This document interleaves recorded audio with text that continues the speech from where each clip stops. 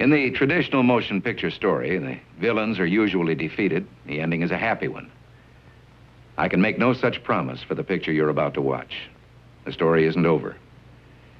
You and the audience are part of the conflict. More human beings were slaughtered in the 20th century than in all previous centuries combined.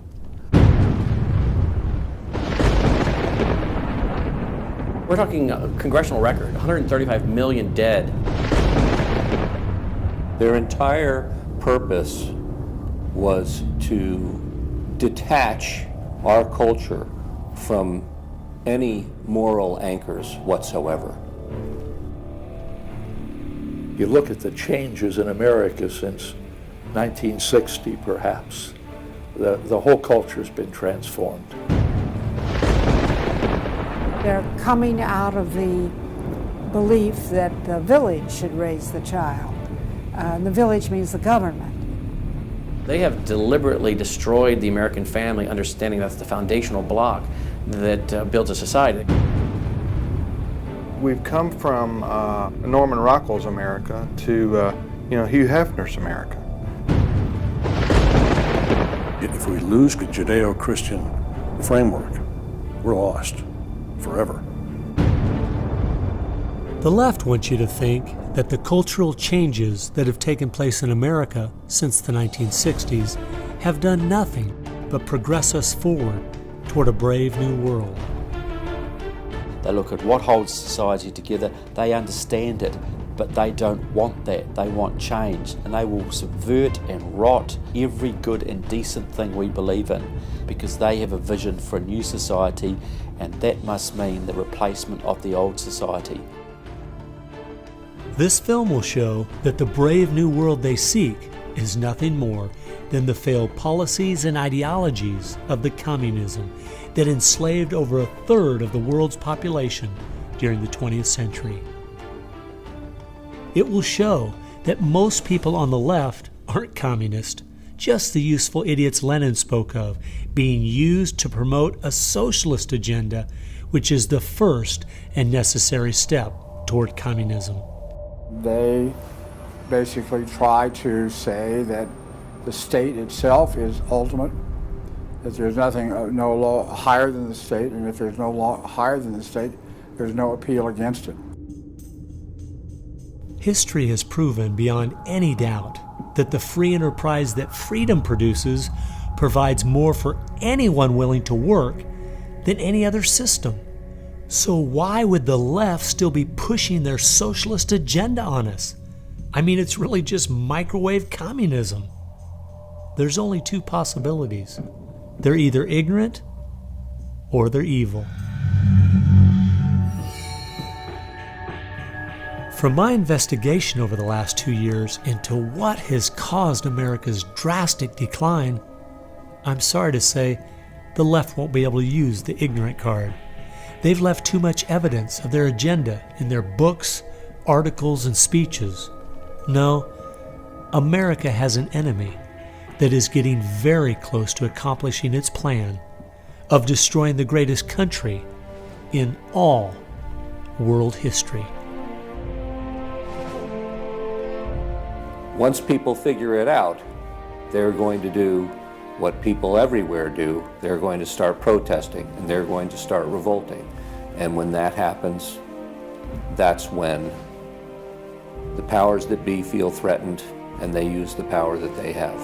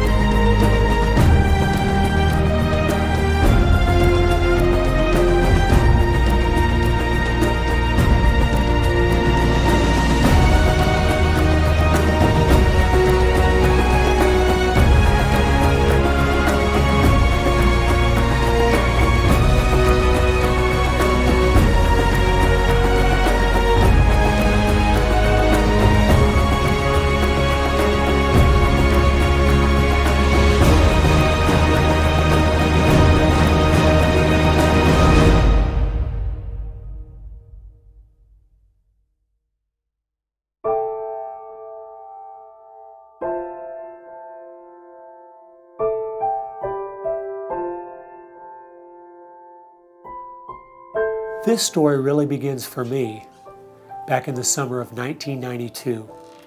I got a phone call from an older gentleman I knew who was a writer, and he asked me if I'd go attend a meeting for him at the University of California, Berkeley. He told me that the Communist Party USA had recently split over differences of how to best take America down.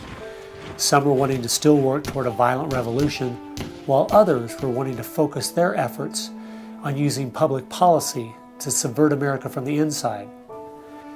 He was curious what they had to say.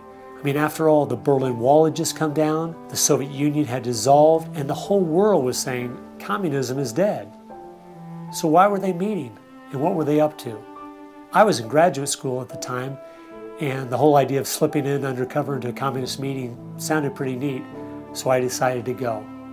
The first surprise I had was when I walked into the auditorium. I was expecting it to be filled with college radicals, but instead it was 50, 60, and 70-year-olds, grandparents, professionally dressed with briefcases. And I realized this might be a little more serious than I thought. As the weekend unfolded, I listened carefully as they outlined their plan and agenda and how they were going to infiltrate the institutions of America to influence us in the direction they wanted us to go. To destroy our families, they wanted to promote cohabitation instead of marriage. They wanted to try to get children away into government programs at the earliest age possible. And they also said they'd like to get behind the feminist movement because they felt it had been very successful in making women discontent with marriage and motherhood. To destroy business, they wanted to get behind the environmental movement. And in 1992, the environmental movement was very modest, but they thought it was the only vehicle capable of creating enough regulation and red tape to discourage business growth.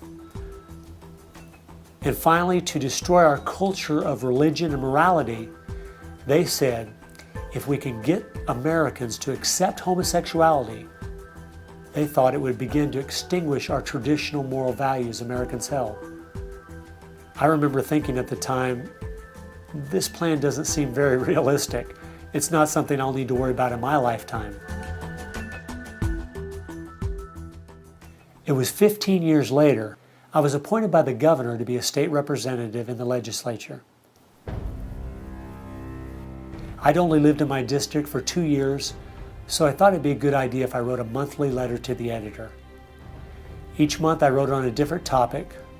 In January 2008, as I was contemplating what to write my letter on, I thought back to the meeting in 1992, and I thought of the goals they'd outlined and where America was today, and I couldn't believe how successful they had been. Our families were totally disintegrating. The environmental movement had become the most powerful force for destroying our free markets, and hate crimes legislation was being considered in Washington, D.C. that made it a crime to even say anything against the homosexual movement. I realized people needed to know what was going on. After I wrote this letter, within days, people were protesting at the Capitol. It was the feature story on the evening news. Controversial comments have state legislators buzzing tonight. After a freshman lawmaker alleges the communist agenda has infiltrated mainstream America. It's the big story, live at 6. And over 40 letters to the editor had been printed in response to what I'd said.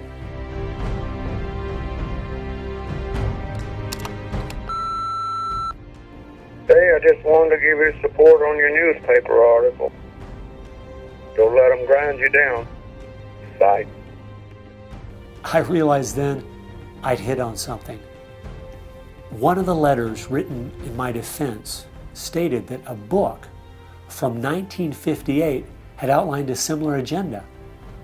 And this got my attention. The book was The Naked Communist by Cleon Skousen, who had been a former FBI agent. And inside the book, it documented 45 current communist goals from 1958. And as I slowly read through the list, seeing how specific their agenda had been to subvert us on the inside, I couldn't believe it.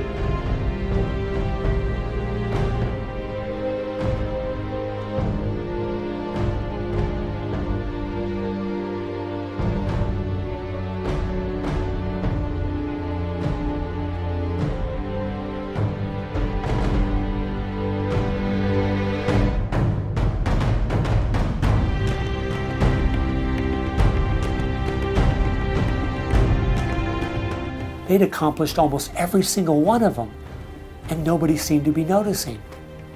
For at least the last 50 years, they'd been working actively behind the scenes, in the shadows, trying to move our people and our culture in a direction that was designed to destroy us.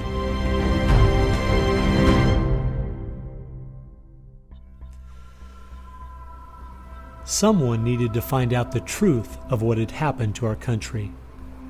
Could all of these very specific goals have been accomplished by accident? Or was there something there, under the surface, intentionally rotting away America's culture? I decided to go and get the facts from some of my favorite writers and speakers around the country. These are a few of the questions I asked them.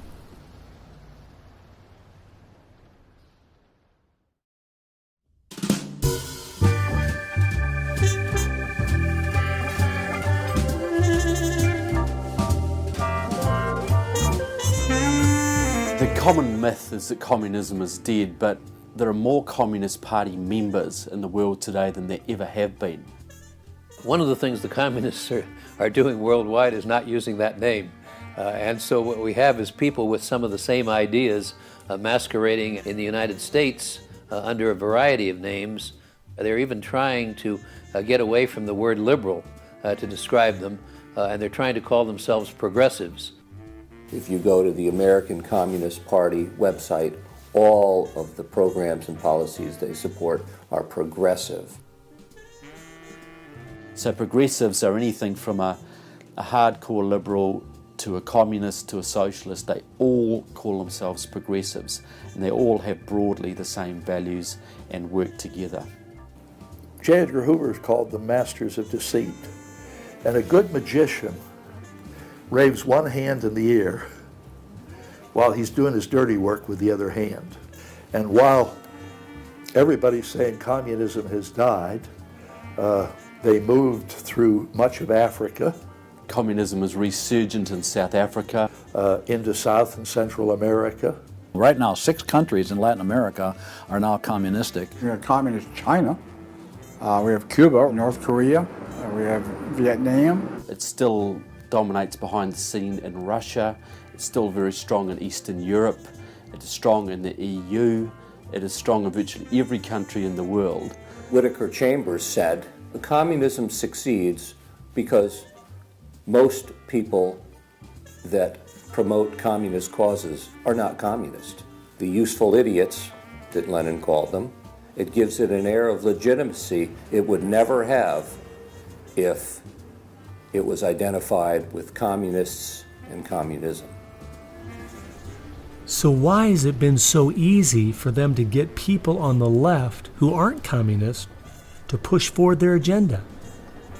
Once I looked at the political scale, it all started to make sense.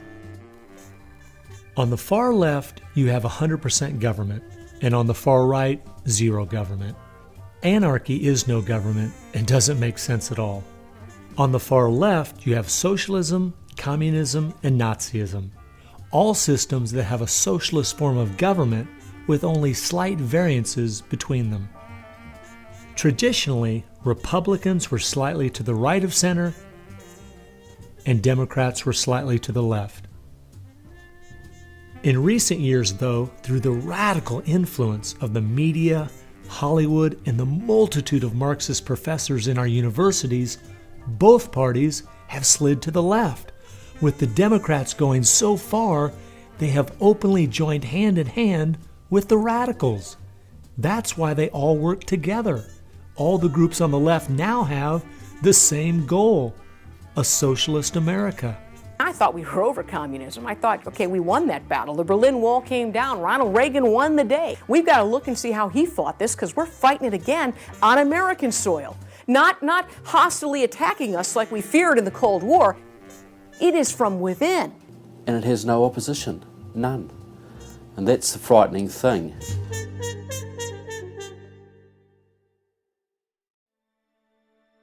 I think it's pretty clear to see communism isn't dead. They now disguise it by calling it different names, but the ideas behind it are alive and well. Almost 1.5 billion people still live in openly communistic countries. But unfortunately, most of us in America who are under the age of 50 have no idea what communism means to the people who live under it. So my next question was, what's so bad about communism? Communism is so evil. It's a completely tyrannical system. The whole history of communism is one of mass murder. Tens of millions of people brutally murdered by the communists. The mass murder of more people in times of peace in all the wars of history combined. Each of those countries where they have taken control, millions have been murdered. When you're asking for what is the legacy of Marxism, it is the greatest killing machine in all of human history. We're talking a congressional record, 135 million dead due to communism. I think the real number is probably, when you add in abortions, over 500 million. The rulers lived rather well, and at the same time you had all kinds of people who were enslaved, put in prison, oppressed, so you had really the opposite of what they claimed was going to be the result of their revolutionary activities. You would think that if the 20th century was the most murderous of centuries, everyone would say, let's find out why. And the truth is, you can't even ask the question. It is verboten to ask the question because the ideas that brought about that mass murder are still being taught in our public schools today. I think one of the reasons this has happened is because there's so much confusion surrounding the word communism. Technically speaking, communism is simply the final phase and goal of socialism. And socialism is best described by two words: big government. Government controls almost everything, and they use this power to take things by force from one person and give it to another. The liberals in America sincerely believe that this isn't evil at all. It is what will finally make things fair and just. There's only one problem that pulls some of us away from this wonderful utopian vision: history. From history we see that whether it was Hitler's National Socialism or Stalin's Soviet Socialism, socialism by whatever name and in all its forms is the ultimate evil. Sooner or later, it destroys everything in its path: law, morality, family, prosperity, productivity, education, incentive, and finally life itself. The problem with socialism is that it creates the conditions for a Stalin or a Hitler to come to power.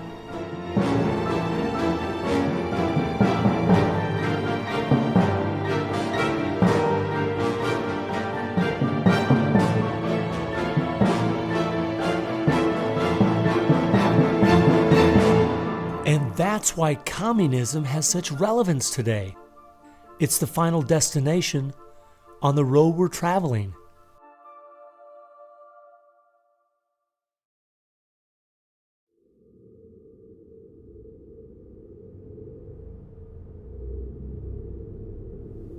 Friedrich Nietzsche tried to convince the world that God was dead. Charles Darwin tried to prove that humans are simply part of the animal kingdom. And Karl Marx realized that the philosophies of Nietzsche and Darwin would legitimize his own philosophy of communism. He knew their ideas would justify the brutality and slaughter that would be necessary to implement communism worldwide.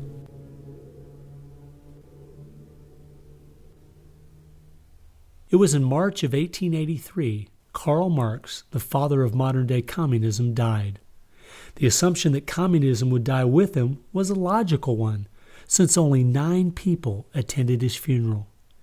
In October of that same year in London, England, a group was forming called the Fabian Socialist Society. The Fabian Socialists decided that they were going to socialize the world incrementally. They called it socialism by evolution instead of Marxist socialism by revolution. It always worked in tandem with the communists. Some Fabians were also communist. There was a bit of interchange of membership. And the Fabian socialists are slowly but surely bringing about the socialization of the world. Europe is pretty well done. They are now working in Latin America. Latin America is not just socialistic in many countries, they're all already Marxist. You have hardcore Marxists in Venezuela, in Nicaragua. El Salvador just went communistic, and of course Fidel is sitting right there laughing at this whole thing. And we haven't even figured this thing out yet. We don't even know there's a red plague coming up to meet us. We think that we're just going to watch the cartoons on Saturday morning and everything will be fine. They had a lot to do with bad stuff happening. There are two things I found that gave me a good idea where the Fabians were really coming from.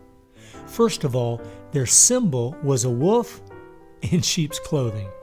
And secondly, George Bernard Shaw, who was a leader in the Fabians for almost 50 years, said, quote, "I am a communist, but not a member of the Communist Party. Stalin is a first-rate Fabian. I am one of the founders of Fabianism, and as such, very friendly to Russia," unquote.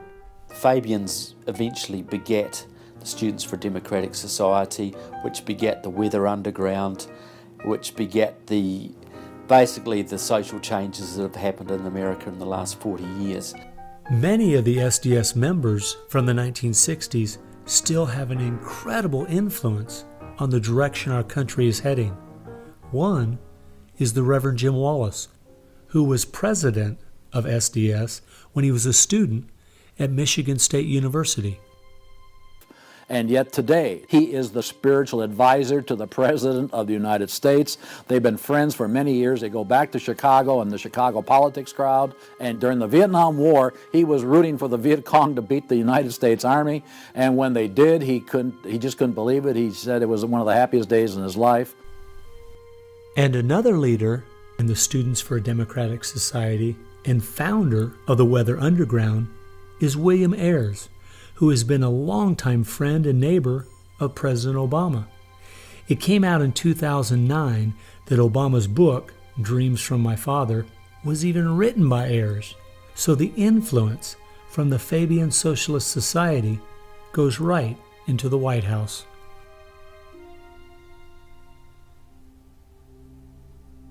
The next group I found that has seriously impacted America's culture is the Frankfurt School. The Frankfurt School was a sort of an outpost in America of European socialism. Willy Munzenberg, with a few other Bolsheviks, founded the Frankfurt School. The two leading members are Herbert Marcuse and Franz Neumann. Franz Neumann was, in fact, a Soviet agent.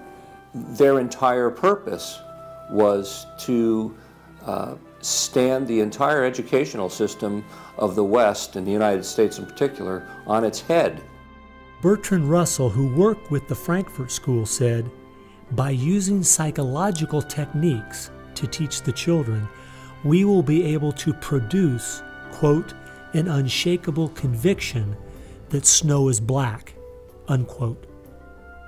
They established a school here. With the help of John Dewey. He helps bring these German intellectuals to America in 1933, drop them down at Princeton, Berkeley, Brandeis, to go after education and media. Included in those goals were the teaching of homosexuality and sexuality to children, the promotion of excessive drinking, and destruction of religion in the United States. That was a big one. And they basically started the social rot. Willy Munzenberg said, "We are going to make the West so corrupt it stinks." I love spending time with my family, July 4th, baseball, and apple pie, and my mind can't even comprehend that there were groups of intellectuals back in the 1930s plotting and planning how they could make America so corrupt it stinks.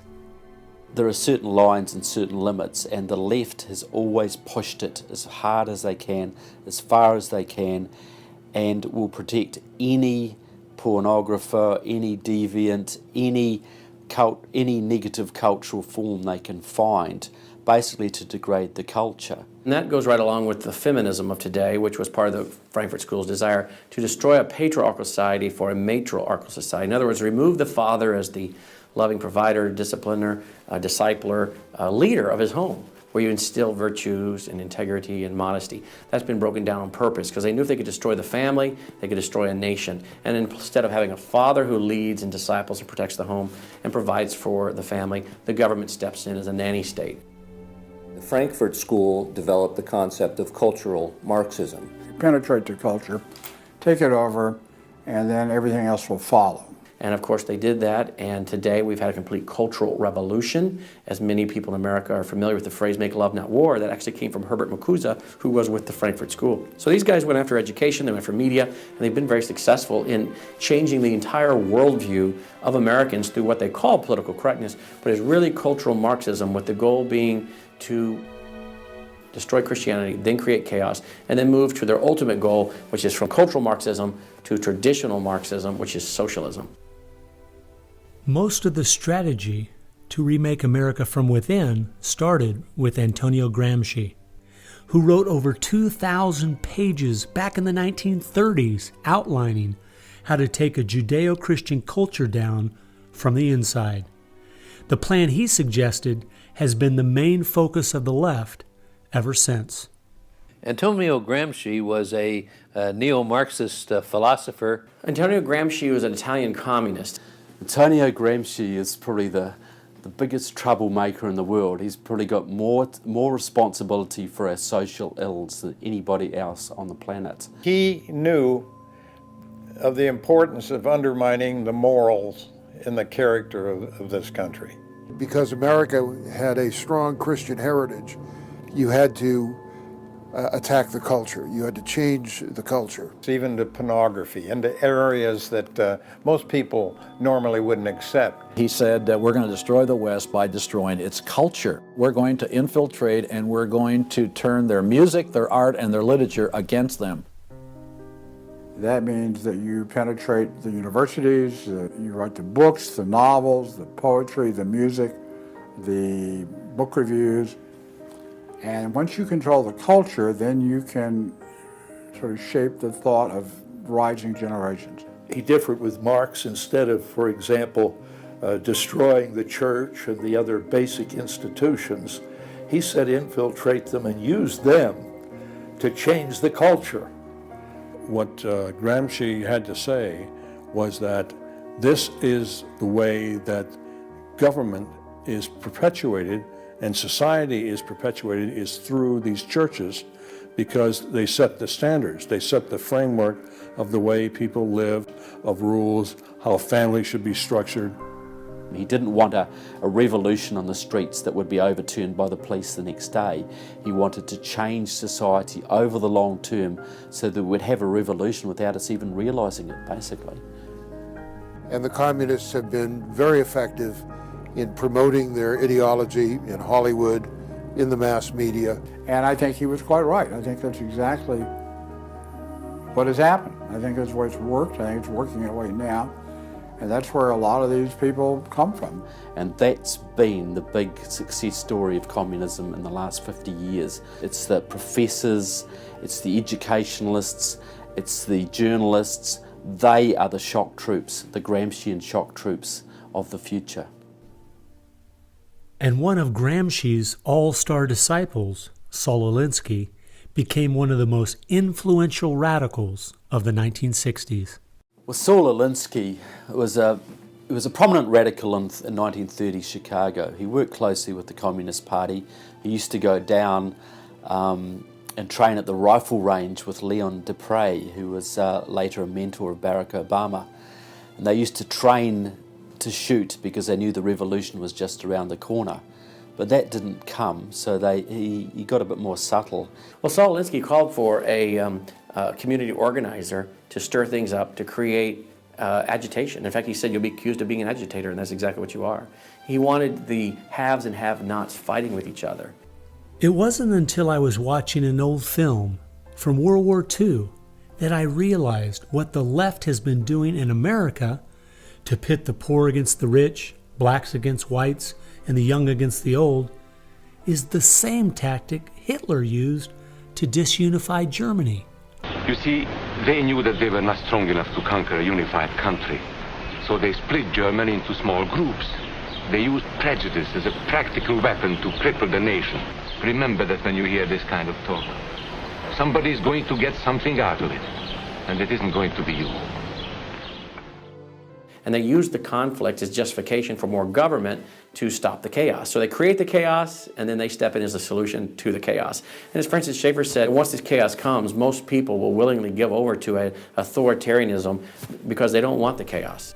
His book was kind of the field manual, if you will, for these activist organizations. Which President Obama studied and taught at a workshop for 4 years in Chicago as a community organizer for ACORN. As I was reading through Rules for Radicals to see where he was coming from, I just happened to take a look at the dedication in the front of the book. And this is what I saw. Quote, "Lest we forget at least an over-the-shoulder acknowledgement to the very first radical, the first radical known to man who rebelled against the establishment and did it so effectively that he at least won his own kingdom, Lucifer," unquote. Saul Alinsky from Antonio Gramsci has had an incredible amount of influence on our president and on our society, and he dedicates his book openly to Lucifer, Satan. I think that says more about where their ideas and plans are based than anything else. You asked what Saul Alinsky's impact is on the leftist movement today, and it basically defines it.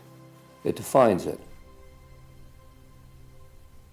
Saul Alinsky took the best of Gramsci and the best of the Fabian socialist ideas, combined, repackaged, and sold them to the 60s radicals. After studying Alinsky, Richard Cloward and his wife, Frances Fox Piven, came up with what is today known as the Cloward-Piven strategy. Now, their idea was basically that to destroy society or destroy capitalism per se, they needed to overload the system. The idea was to get everybody you possibly could on welfare, to get everybody you possibly could basically milking the system in some way or another.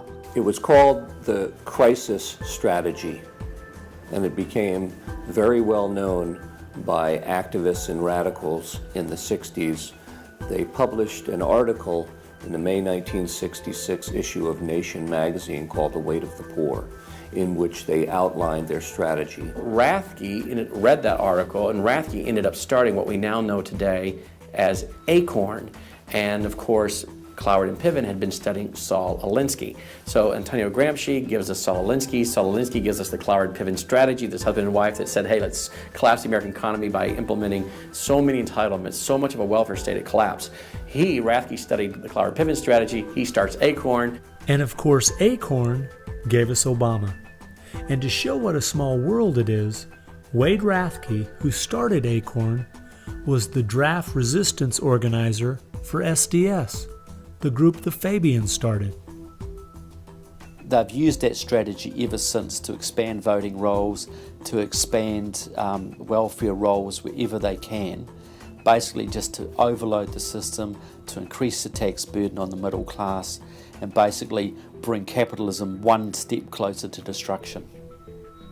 I guess we shouldn't be surprised that we still have open borders, that so many people are dependent on the government, and that the left keeps pushing these programs when all they've done is tear apart the black families in America and create generational cycles of poverty.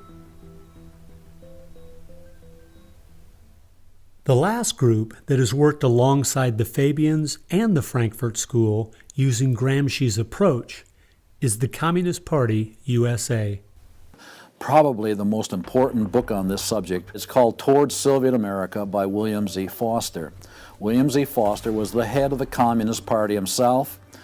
He ran for the President of the United States in 1932, but in the book, Towards Soviet America, he literally lays out chapter by chapter by chapter what is entailed to bring about a USSA, not just a USSR.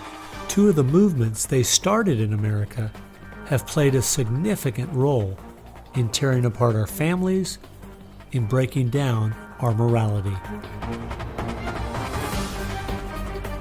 Betty Friedan is credited with really starting the feminist movement in this country. The purpose really was to attack full-time homemakers, to get them out of the home, to make them think they live dreary lives, to make women feel they are victims.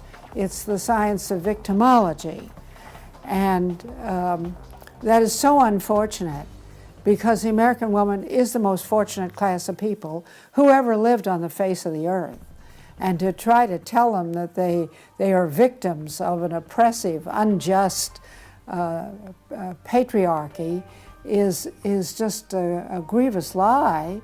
But unfortunately, they are teaching young women that and have been doing it for many years. While Betty Friedan was pushing her book, Feminine Mystique, she implied that she was coming from the point of being a frustrated housewife herself and just wanted to be a help to other women. But later in the 1990s, it came out she was in fact a radical propagandist for the Communist Party and a staunch supporter of Stalin. So when she had described the American family as, quote, a comfortable concentration camp, unquote, it wasn't because of her experience at home. It was because she was just doing her part to dismantle our families. I'm a student of communism, and the communists set up various groups and various societies. Their society that they set up to promote homosexuality in this country was called the Mattachine Society. And it was founded by Henry Hay, a leading member of the Communist Party. So since I was studying communism and teaching on the issue of communism, you just follow leads, and all of a sudden you realize, what is this Mattachine? I've never heard of this Mattachine Society. Well, it was Henry Hay's organization set up to infiltrate the culture of the United States to make homosexuality normal. It's always been a movement dominated by the left. It's all these so-called isms. You'll find there's a communist or a socialist behind every one of them, and you'll always see their targets. It's basically the traditional family unit. The war is still against the family. If you go back to the Communist Manifesto and read Karl Marx carefully, the war is against what they called the bourgeois family, which was really the biblical family, father, mother, and child. They want to plow through marriage. They want to change the very definition and meaning of marriage, because their open door to engineering society in this utopian way is blocked by the very values of our Christian civilization that's taught through marriage. And so the left just has got to destroy the family, because if there's any one thing that will prevent the left from carrying out its agenda, it's healthy and strong nuclear families. And so from the Fabian Socialist Society to the Frankfurt School to Antonio Gramsci and the Communist Party USA, from these four you will find connections to almost every left-leaning person and organization in America. Their influence has been incredible.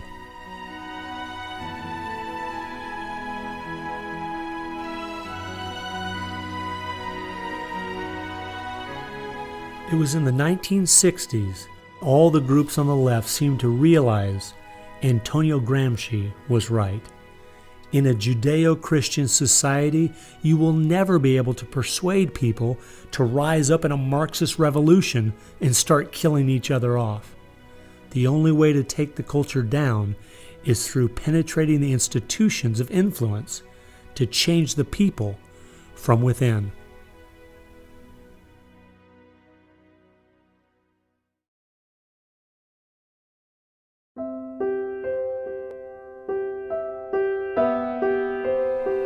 I guess the biggest surprise I had while studying these four groups was seeing that a large part of their agenda was trying to make us an immoral people.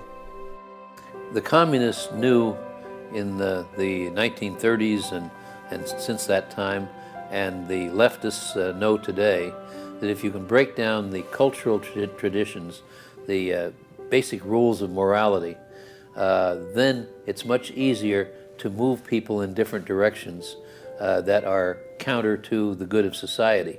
They recognize that it's all part of the same fabric. Their ideologies all work together to break down families, to break down the sanctity of human life, the value of human life, to break down the idea that there is a God that we are accountable to. They essentially are validating the Judeo-Christian worldview by the very things they attack.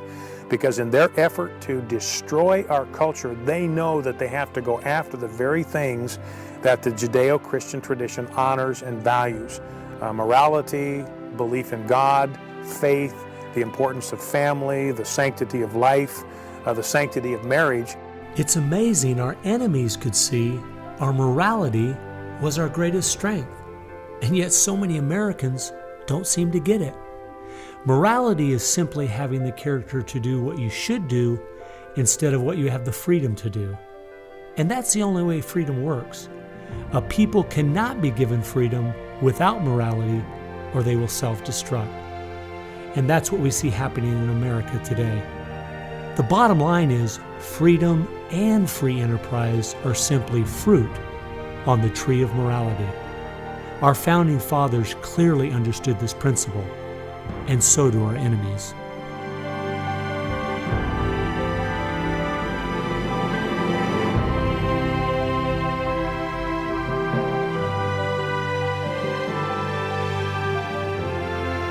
There is an important fact we need to face.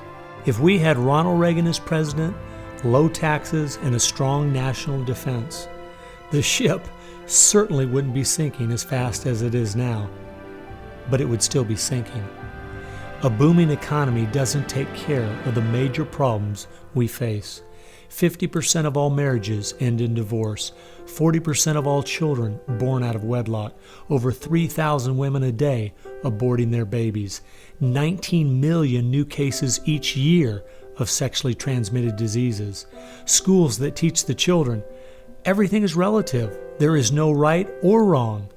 And the list goes on and on. I recently read in our local paper that over the last 12 months, almost 7% of all high school students in my state tried to commit suicide. Our society is falling apart, whether we want to admit it or not.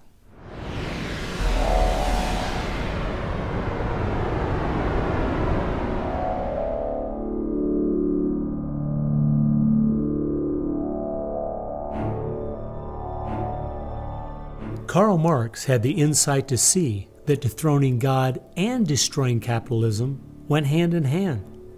As you attempt to dethrone God by erasing the morality in a society and destroying his institutions, the family and the church, you are destroying capitalism. Because as the families fall apart and the church loses its influence, society starts to crumble. And then government has to expand to pick up the pieces. The question, as Whittaker Chambers put it, was God or man? God or man? Karl Marx was an atheist. Marx's philosophy was that people existed for the benefit of the state. What Marxism did and does, and all the other isms of the modern era, is to try to dethrone God by deifying man. You have to discredit God. He's your competition. The 20th century ushered in several ideologies that sought to devalue God and elevate man. Communism, relativism, humanism, they all deny that there's a God, and they claim that by doing so they're really elevating man. But if you look at how each of those philosophies end up working out in real life, there are always some classes of human beings that don't deserve the same value or rights as anyone else. To turn it around, to believe in freedom, the way we have been raised, you have to believe that there's something precious about every human person. And of course, that's from the Bible.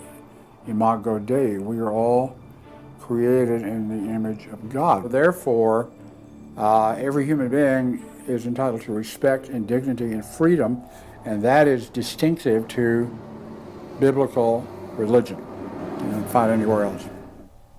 Almost all the ideas that have made America such a unique and great country our founding fathers got straight out of the Bible. I guess that's why the left only has a problem with one religion, biblical Christianity. They never complain about separation of church and state when it comes to Islam, Buddhism, Hinduism, or any of the other religions.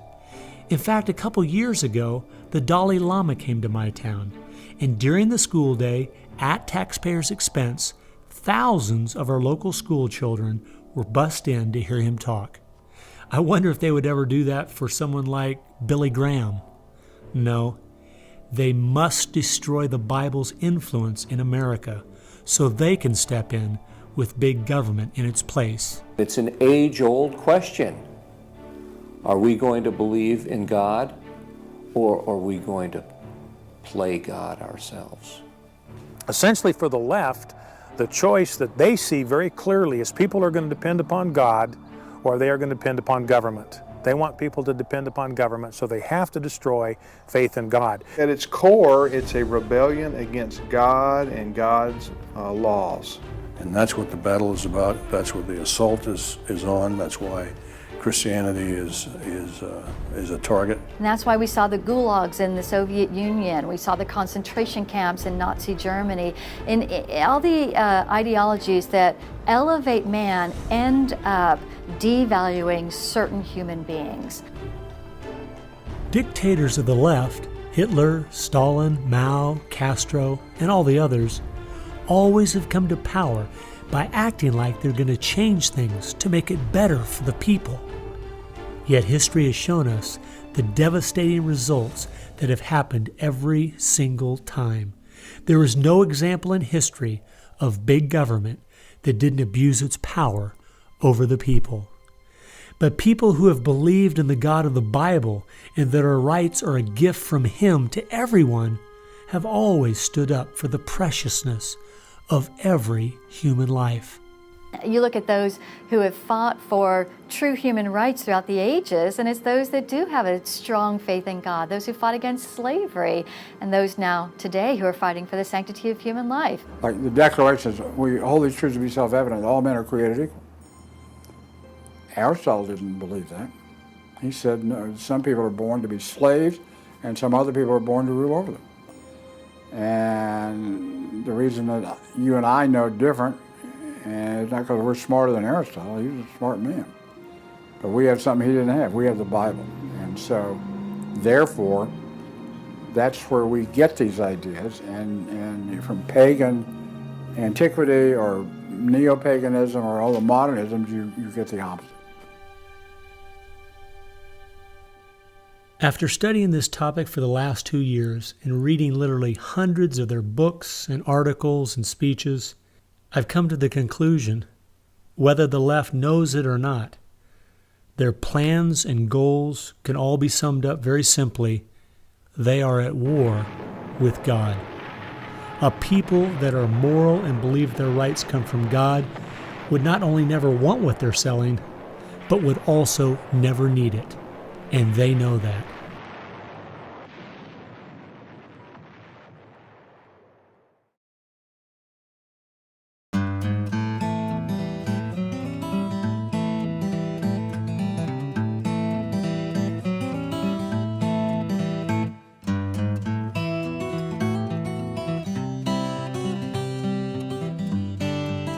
It's obvious if you're trying to subvert a country, you want to control the news. You want to control public opinion. And a lot of people realize, well, there's a biased media, and most people know that. Even the Washington Post admitted it. Yeah, we were biased for Obama, so what? And when you enter into the equation, so what? That means the biases, the opinions of the reporters enter into what is news. They decide whether you have a right to know. And it's no longer a bias. They turn from just political bias to activism. They go to the places that influence, or I should say, where they can have leverage. Generations of journalists have been trained to interpret events, interpret the news, not report the facts, interpret the news. They do not deal in facts because facts aren't effective for them. They have very few facts on their side. They've gone into and penetrated these major areas to where they can influence it in the direction they want to go. We've seen a massive shift away from old-fashioned objective news reporting to what he called interpretive reporting, what others call advocacy journalism. And it's advocacy for a cause. And as a result, we have a news media in the United States that is extremely liberal at the present time. Which was a major, major goal, to control not merely the newsprint, but the television media and Hollywood. Stalin said himself, if I could control Hollywood, I could rule the world.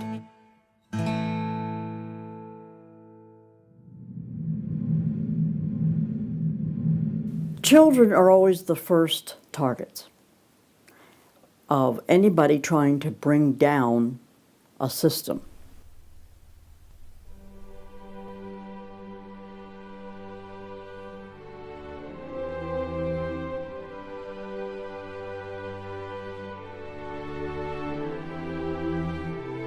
John Dewey is believed to be the most influential man in the whole area of public education. He went to Russia in 1928 to help study the Karl Marx way of education and bring it back to America. Dewey was an atheist. He was a socialist, a humanist. He was part of the Socialist Society in America, helped found that. What he believed in was that education should socialize the child to make him a willing tool of the state. It might be surprising to some that the man who is still idolized as the father of public education in America is the very man who did everything in his power to dumb down our children so that they would willingly accept his vision of a socialist America.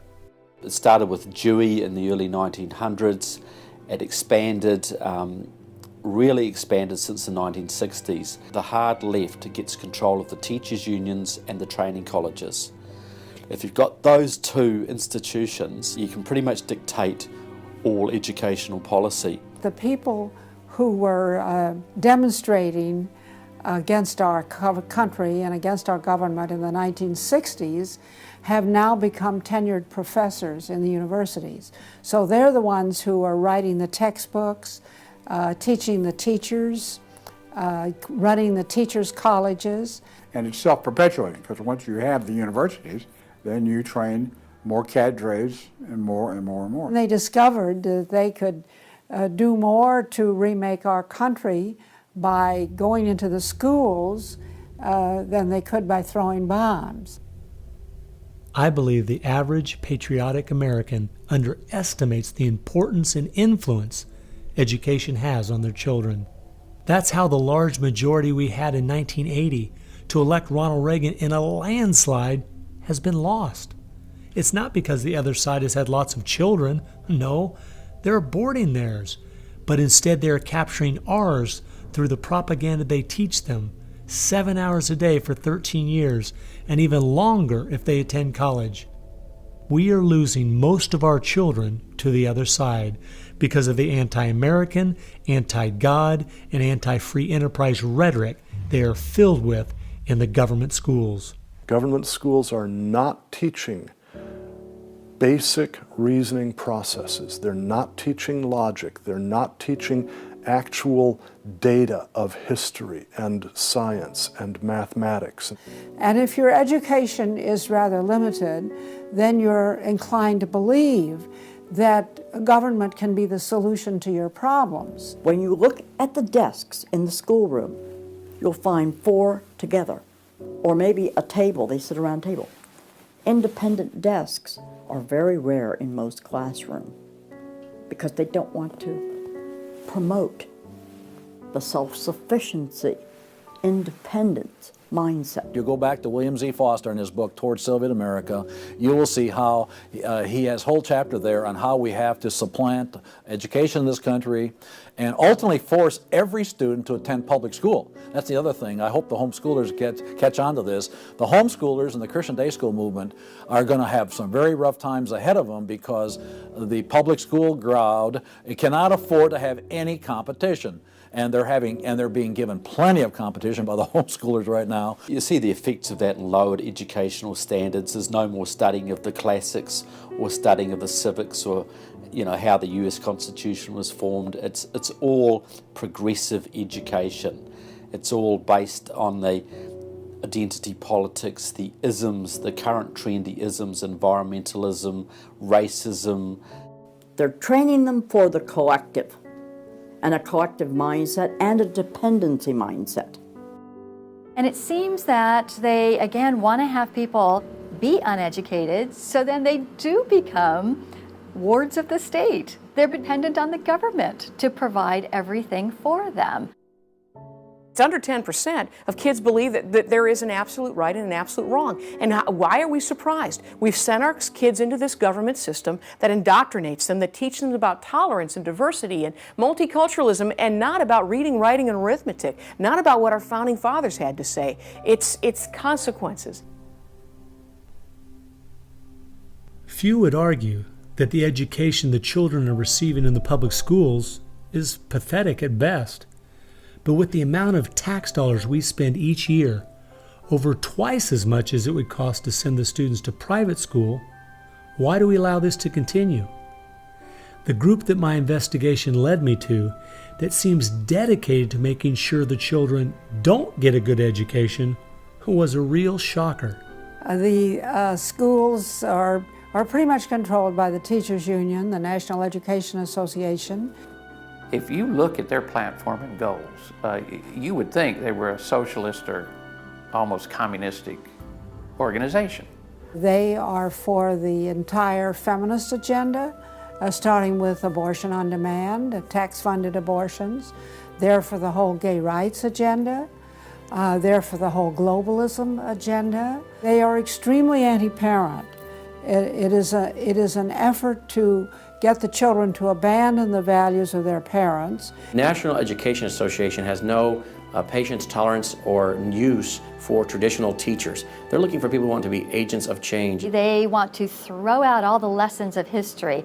And really it's an attempt to then impose their own views and ideas onto people, get them to act as activists. If you control those institutions, then you can control everything else. It's all public schools, all for their jobs, and they have gotten behind all of the radical kinds of curriculum that's being introduced. They're for it 100%.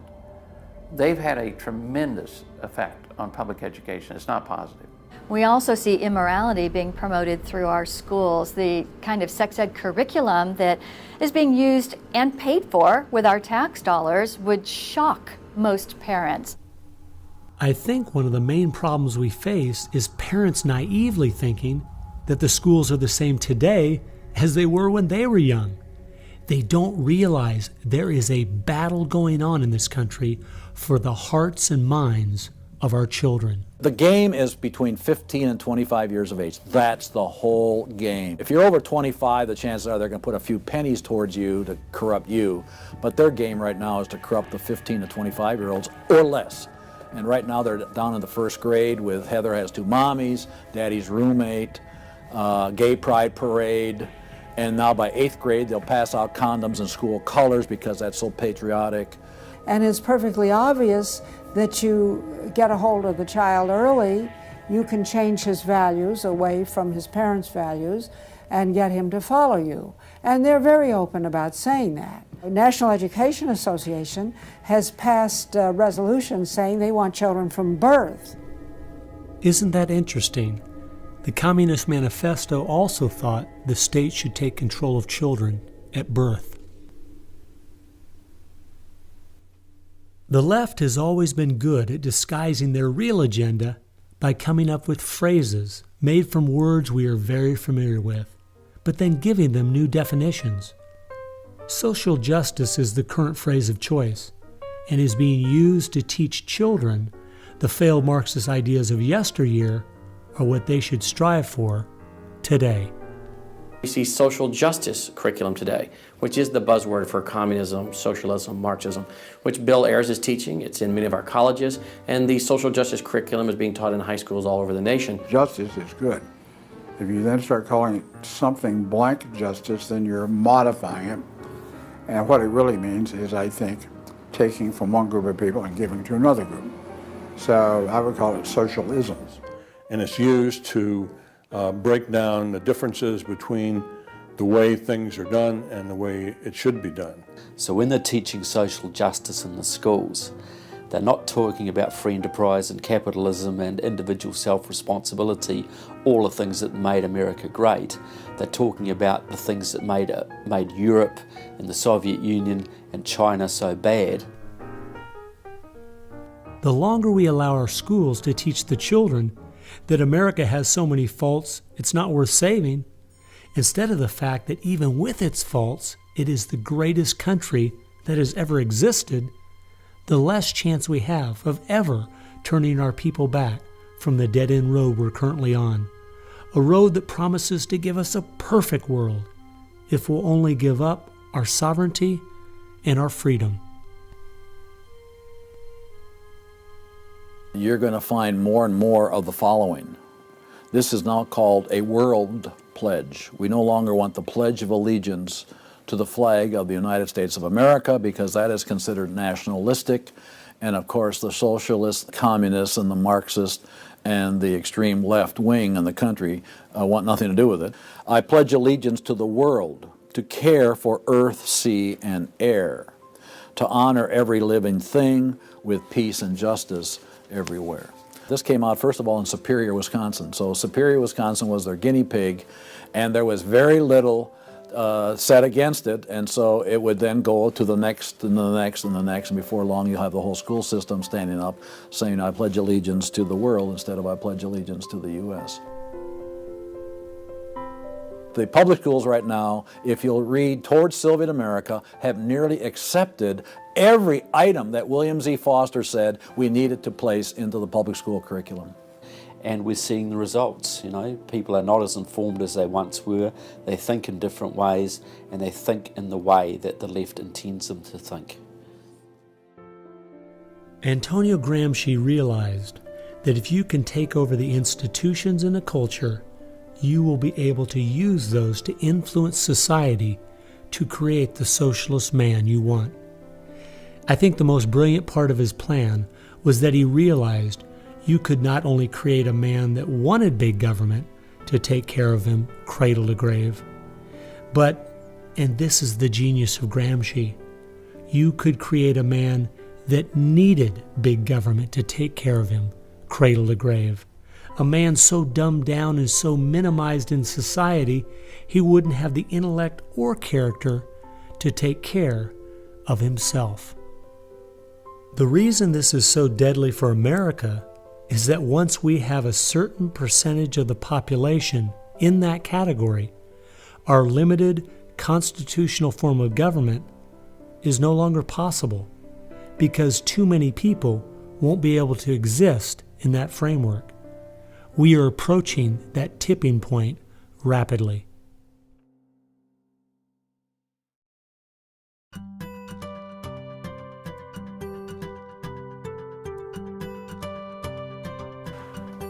If you can persuade people that government should be in control of the distribution and use of energy, you can persuade them, or rather, you have persuaded them of the necessary and sufficient condition for government control of the most intimate aspects of our lives. One of the main thrusts of socialism these days is obviously through the environmental movement.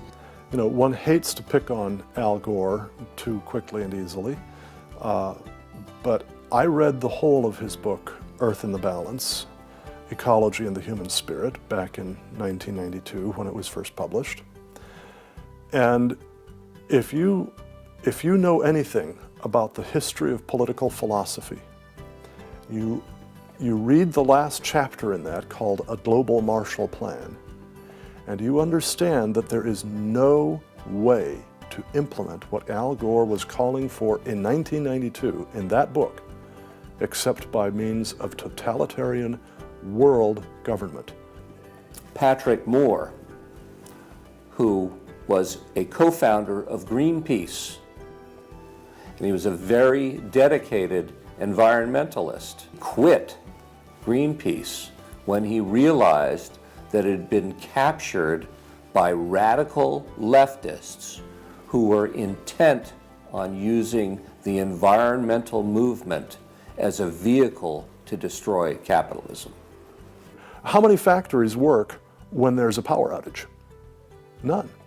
You want to hurt business, you want to drive down industrial production, you just drive up the prices of energy, you just diminish its availability, and the easiest way to do that is to make people scared to death of the cheapest forms of energy, which are fossil fuels, oil, coal, natural gas, and nuclear energy.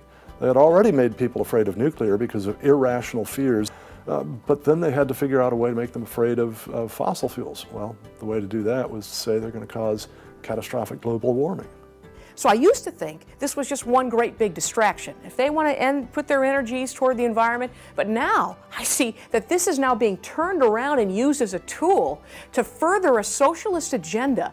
Charles Rubin, a political scientist who wrote the book The Green Crusade, has told this story extremely well. Environment comes from a French word meaning surroundings. Well, now, what is surroundings? Everything around you, right? And so, as Rubin points out, environmentalism is literally everythingism. And so, if you were a socialist committed ideologically to the notion of government having control of everything about our lives, and you saw that you were losing the contest in terms of the creation of wealth and its distribution to capitalism, you had to find some other basis on which to promote your vision of government and to pursue its implementation. Environmentalism, or everythingism, was the perfect card. In December of 2009, when the ClimateGate scandal broke open and it became public that even the leaders of the movement knew the whole global warming idea was a farce, it wasn't them just having bad data, we as Americans knew once and for all that this movement was simply part of their agenda. It's my guess that regardless of the evidence that comes out against them, they will not let this tool they have waited the last 100 years for go to waste. A tool that gives them the absolute power and control they want, but allows them to get it under the guise of saving the planet.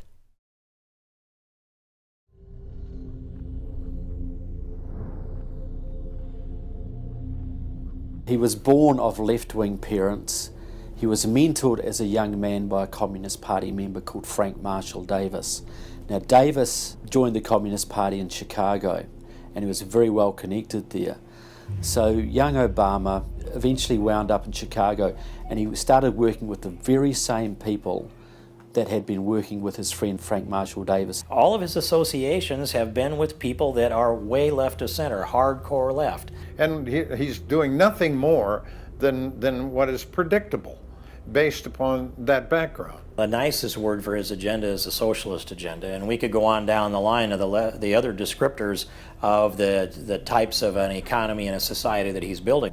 He's all the things that Gramsci wanted to use for social change. Yeah, he's the epitome of the movement. If you think there's no way that so few could be so effective, consider this.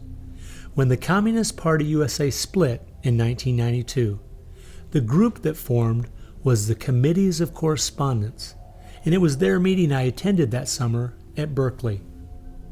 As I started researching that group, I saw that many of the same people who started or have worked with the Committees of Correspondence and its sister organizations were the same people who were involved with President Obama's campaign and administration.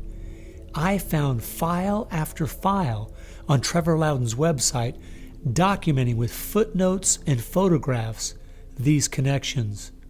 The radical left has been so successful, they have persuaded the American people to put one of their own in the White House. Socialism and Marxism go together like Mary and Mary's little lamb. The general populace knows very little about what the socialists are up to. If you're going to find socialism, you're going to find the hardcore communists right behind it. One of the main avenues has been through what they call the Congressional Progressive Caucus. 20% of the US Congress are members of this organisation. They have chairmanships of most of the major House committees and are easily the single most powerful bloc in the US Congress. And virtually all of them are tied to either Democratic Socialists of America, the Communist Party USA, or other radical organisations. We're literally at this very time watching what's transpiring and has been going on from the Fabian socialist point of view from 1883 to the present. So these guys don't give up. And they're going at a breakneck speed because they know they've got an opportunity now to change America in a way that can never be changed back. And they're going for broke. The Bolsheviks, they're just waiting in the woods and they're just smiling like you can't believe. You just read the Communist Party USA blog and they just can't believe their good fortune. Every time they turn around, they just can't believe this is happening. They're like me. I'm a Christian conservative and I can't believe they've been so successful in doing this. The left has started multitudes of foundations and nonprofit organizations, many of which are using our tax dollars to grind America down.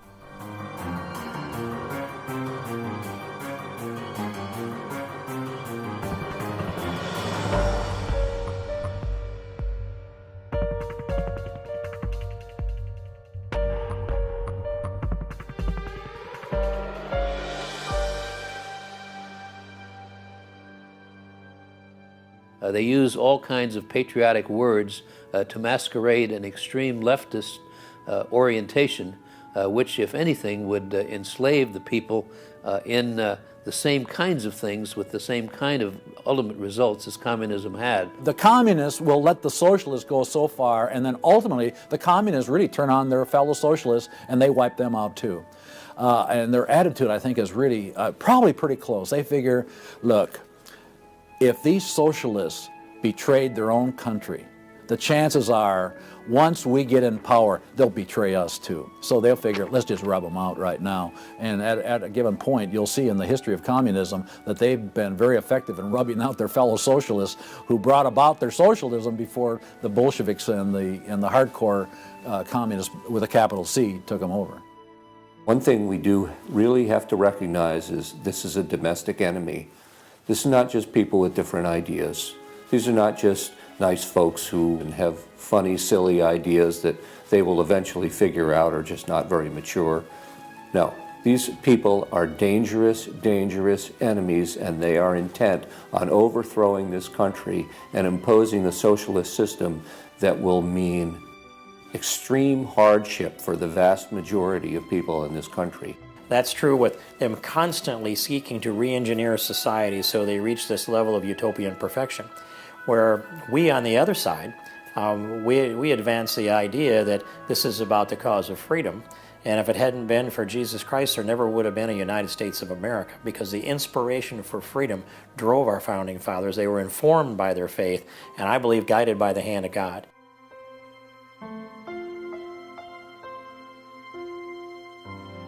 No. No. Perhaps treacherously close. It is never over until it's over. When the fat lady sings, isn't that the slogan? And when the fat lady sings, it's over. Now, she might be clearing her throat. We saw the great country of Germany in the 1920s brought to its knees. Hitler came into power and destroyed the country. We see countries like Zimbabwe in Africa, which was once a prosperous breadbasket, now just wrecked. Argentina was destroyed by the socialist Perón in the 50s. It was one of the richest countries in the world. So, no, we're not at the point of no return, but it's getting pretty late in the day. There's no time to be casual, that's for sure.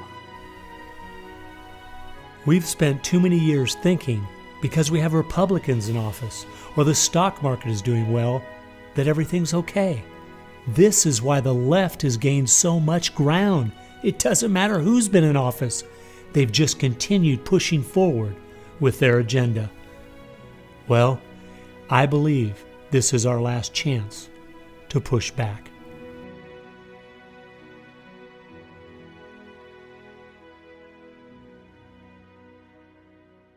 If people are looking for something to do, we have our work cut out for us. I believe one of the things that we can do that will have a profound impact in changing America is praying. As soon as we get off our knees, we need to get on our feet. Become educated about what's going on in the country. Spend time reading, understand their philosophy and their goals. They have to master this documentary. They have to go over it a dozen times. It might be having a monthly movie night with family and friends, watching one of the many great documentaries out there about what is going on in our country. One of the things that I think people in the United States who believe in our country, believe in our values, can do, quite frankly, is stand up for those values, to make their views known. And there's times that you got to speak up, and you've got to call things what they are. We need to be willing to be criticized and to not be silent because of the criticism. It was Martin Luther who said, if we're faithful on all battlefronts besides, it's precisely where the battle's the hottest, then we're traitors to the cause. I like the quote by Abraham Lincoln, who said that silence makes cowards out of the best of men. And we got a lot of people that need to be speaking up right now. We have an obligation to speak the truth about the policies that are taking us 180 degrees from God's will. Expand within your church. Expand within the people you have contact. Bring them up to speed and knowledge on what's going on. We need to organize those around us. By simply mobilizing the unique groups of people we are in contact with and being their source of information, we can have an extraordinary effect. Lenin said that the organized minority will beat the disorganized majority every time. Why should we be buying products from companies that are going to fund organizations that attack our values? They need to be really smart in using the mass media. They might want to blog. Using the power of YouTube and that sort of thing to educate as many people as possible. A good YouTube video can reach millions of people. And if Susan Boyle can do it, why can't we? If you do the right kinds of things on YouTube that are creative and do them frequently, you can drive a message through society, influencing millions at almost no cost. We need to be the people who graciously but consistently make contact. And express to those folks we elected what we want them to do, and what we believe in, what we think is right. And if they don't follow those things, then we need to make efforts to get them out and get other people in that will. Pick the good ones and stick to them. Don't waste your time on people who won't stand up for their country. All the others are making contact. The people who really want to honor America need to make contact. We also need to be influencing our own families. We've got to teach our own children and grandchildren the difference between truth and error, why they believe the things they do, and the true source of America's greatness. If what we're talking about is true, the most important thing we can do is protect our young, because that is where all of this is leading. They need to get that younger generation under their belt. And more parents are going to have to say, they're just going to have to sacrifice and take responsibility for their kids' education, because that's really where it starts, to impart that belief. The Southern Baptists, we're seeing that 85% of their kids, after they get out of their home, are essentially rejecting their faith, rejecting what they were taught. And of course, I think the reason for that is because their parents didn't have a lot of influence over them.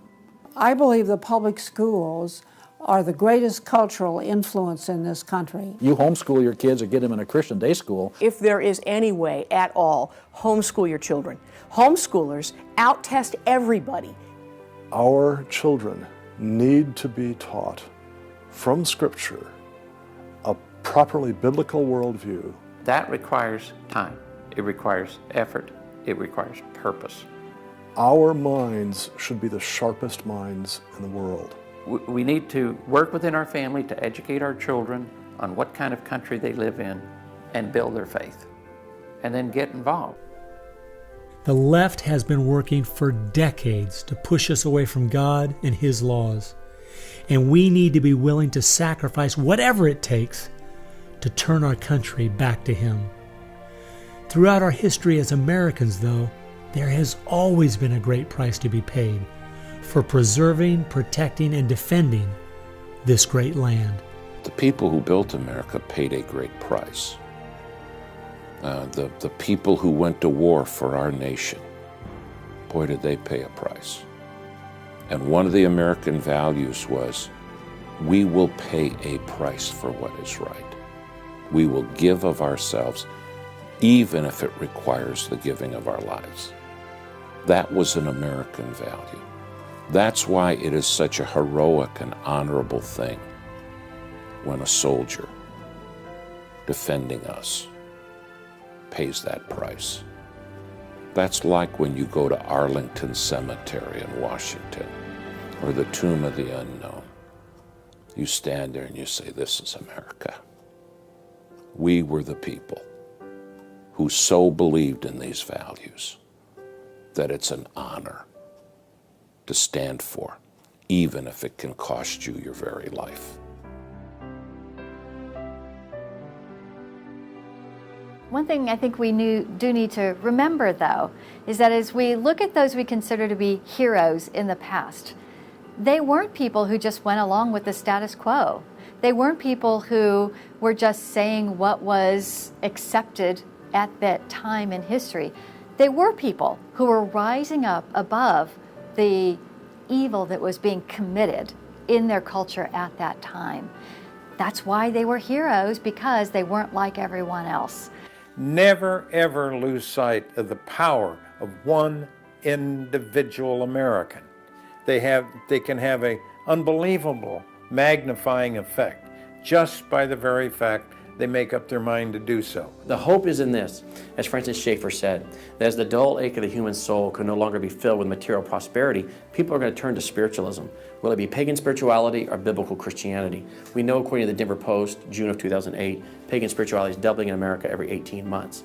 So we better get out there, because I'll tell you, pagan spirituality and Christianity will both get you to God, but one will get you there as your judge, as your Savior. If we humble ourselves, we fall to our knees, if we seek His face, we pray, and we turn from our wicked ways, then we have a chance for God to hear from heaven, to forgive our sins, and heal our land. And if we are being judged, then we need to use this as an opportunity to show people that this judgment in this life is nothing compared to the judgment that's to come, that's eternal, and really make them understand the importance of fleeing God's wrath by accepting Him, repenting of their sins through faith and repentance. I believe that's the only chance, the only hope we have as a nation. Hope is not found in rhetoric. Hope is found in God, the God of creation. And you know what? Our founders were in covenant with that God. You need a dedicated, informed, praying Christian making things happen and being determined to do so.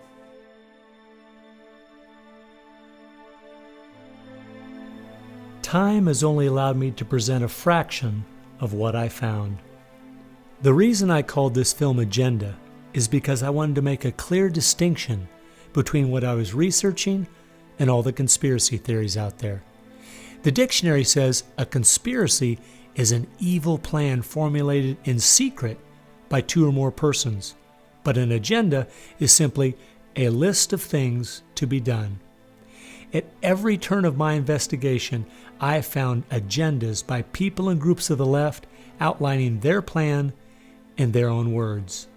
They've been doing most of this right out in the open. Some of you might be thinking, these Marxist ideas aren't the most serious threat we face. What about militant Islam, our open borders, the national debt, or even China? Well, I agree. America is facing so many serious threats right now. But the reason I believe this is the most dire is because it's destroying us on the inside. Through the political correctness and dumbing down, it's causing us to lose our ability to call evil evil and stand against it. I fear for our country. If we go along business as usual, not informed, not aware of what's going on, then the very small minority that have a plan and are great at organizing the uninformed and misguided will make sure their plan is carried out. I hope you realize it won't just be your children and grandchildren that pay the horrific price of living in the society they're trying to create. No, it will be far worse than that. Every time a civilization goes down or a country goes down militarily or economically, somebody else fills the gap. Now, if you look around the world now, it's going to be China, which is massively arming. You've got Russia, which is becoming increasingly belligerent. You've got the radical Islamic world, which works hand in glove with the Russians and the Chinese all the time. You've got a virtually red Latin America. You've got a neutral socialist Europe. So America hasn't got a lot of friends left in the world. Now, that's just not going to affect America. That's going to affect every single remaining country in the free world. Who's going to stand up to China if America doesn't? Who's going to stand up to the Russians? Is Europe going to do it? Australia, New Zealand, Canada? Not a chance. If America, and this is the point I think Americans need to comprehend, if America goes down economically, it will go down militarily. If America goes down militarily, we all go down. The free world is finished, and it'll be finished for a very, very long time.